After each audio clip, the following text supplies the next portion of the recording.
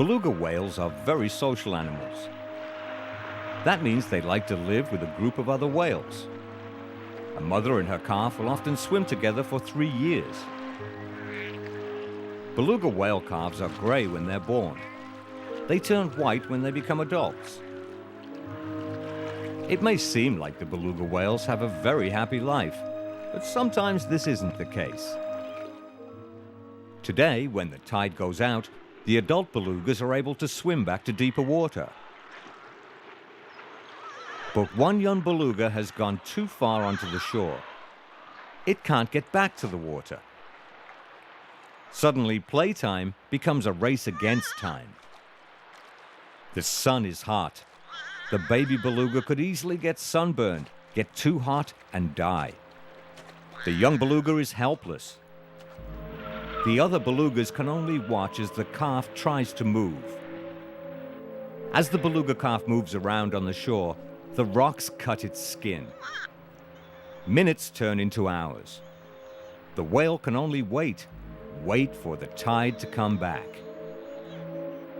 Everyone makes mistakes, but this mistake could be deadly for the little beluga. Finally, the tide starts coming back. The young beluga begins to move. It pushes and pushes and pushes. And finally, it's free again and is able to return to the water. The beluga joins the others in the deep water. The young calf is fine. Perhaps it has learned something from this bad experience. Perhaps it will be more careful next time. Young belugas are not the only whales that get in trouble. Narwhals are another type of whale that lives in the Arctic Ocean. Narwhals are very unusual. They have a tusk or horn that can grow as long as 9 feet.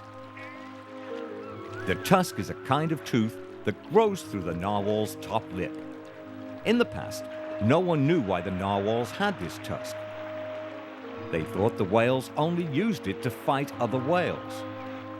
However, scientists now think that the tusk helps narwhals sense environmental conditions, like temperature. Narwhals usually swim in small groups. On this day, however, there are about 100 narwhals. They are looking for cod. The narwhals swim into the bay, but it's a big risk. The bay has ice all around it. The ice may move, and they could become trapped. And that's exactly what happens. Suddenly, the ice moves in. The narwhals can't get out to the open sea. They're trapped in the bay. Not even their long tusks can help them now. The narwhals now have to swim in a very small area of water that has no ice on it. It's a very difficult situation. Whales breathe oxygen. If the ice moves closer and covers the water, the narwhals can't come out of the water. They won't be able to get air. They'll have to swim out from under the ice to find it, or they'll die. Suddenly, the ice moves. There's a way out of the bay to the ocean again. The narwhals aren't trapped anymore. They're free. They're free to look for fish, free to swim the seas, free to do whatever they want with that very unusual tusk.